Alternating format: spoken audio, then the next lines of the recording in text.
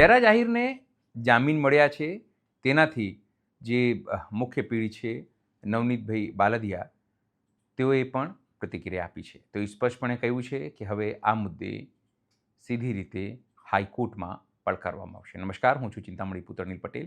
સ્વાગત છે આપનો અમારા વિશેષ કાર્યક્રમમાં. ન્યૂઝ પોર્ટલ તરફથી મેં વાત કરી છે નવનીતભાઈ સાથે ફોન પર. તેમનું કહેવું હતું કે એસઆઈટીથી માંડીએ બધાએ તપાસ તો પ્રોપર કરી છે, પણ કોર્ટને લાગ્યું હશે તો તેમને જામીન આપ્યું છે. આવો સાંભળીએ નવનીત બાલદિયાએ શું કહ્યું. નમસ્કાર, આપણી સાથે જોડાયા છે નવનીત બાલદિયા, અને આજે જે રીતે જયરાજ આહિરને જામીન મળ્યા છે તે જ મુદ્દે આપણે એમની સાથે વાત કરીશું. શું કહેશો આજે જે રીતે જયરાજ આહિરને જામીન મળ્યા છે એને લઈને? એને કોર્ટે જામીન આપ્યા છે. અમે આગળ અમારી લીગલ ટીમ દ્વારા અમે હાઈકોર્ટમાં રીટ કરવાના છીએ. શું લાગે છે કે કયા આધારે આ જામીન મળ્યું હશે? એ તો કોર્ટનો વિષય છે, શું આધારે આપ્યા છે શું ખબર.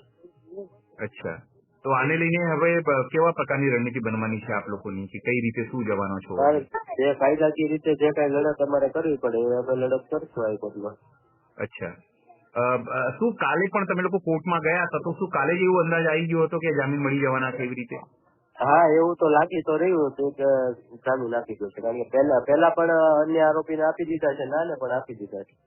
અચ્છા, પણ આપણા વકીલે કોઈ ઓપોઝ કે એવું કઈ નથી કર્યું એમને? ના, આપણે જે દલીલો કરવી પડે એ તો કરી જ છે. અચ્છા, બરોબર. શું લાગે છે કે આની અંદર એસઆઈટી કોઈ પુરાવામાં કચાશ રાખી હોય તો આ વસ્તુ થઈ હોય, એવું બધું લાગે છે? ના, એ તો બધું કમ્પ્લીટ જ છે. બધું એસઆઈટીની તપાસ બરોબર જ છે. કોર્ટને કાંઈ એવું લાગ્યું છે તો આપ્યા છે ને જામીન. અચ્છા, તો હવે કઈ જામીન રદ કરાવવા માટે કોઈ કાર્યવાહી આપ તરફથી થવાની હોય? હા, એ તો અમારે હાઈકોર્ટમાં જવાનું છે. અચ્છા, ક્યાં સુધી જવાની ગણતરી છે? હવે તો આજે આ લોકોને જામીન મળ્યા છે એટલે હવે નક્કી કરીને અમે જશું.